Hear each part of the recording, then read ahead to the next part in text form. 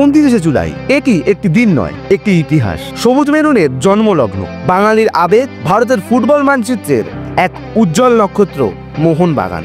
1889 সালের সেই শুভ দিনে পথ চলা শুরু।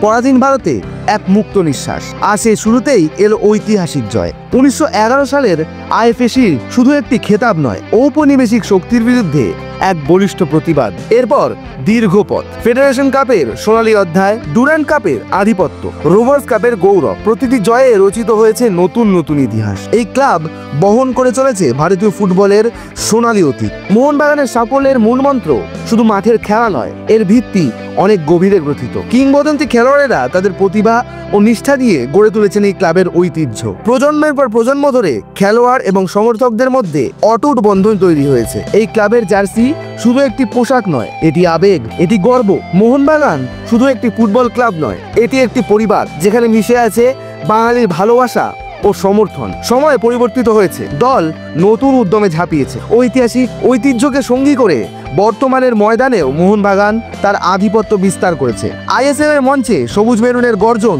আরও প্রমাণ করেছে এই ক্লাব থামবার নয়। নতুন প্রজন্ম কাঁধে কাঁধ মিলিয়ে এগিয়ে চলেছে সেই ঐতিহ্যকে ধরে রাখতে। আমরা চ্যাম্পিয়ন ছিলাম, আমরা চ্যাম্পিয়ন আছি, এবং আমাদের লক্ষ্য আগামীতেও এই জয়যাত্রাকে অব্যাহত রাখা। শুভ জন্মদিন মোহনবাগান। তুমি ছিলে, তুমি আছো, তুমি থাকবে বাঙালির হৃদয়ে, বাঙালির মননে, ভারতীয় ফুটবলের ইতিহাসে। জয় মোহনবাগান।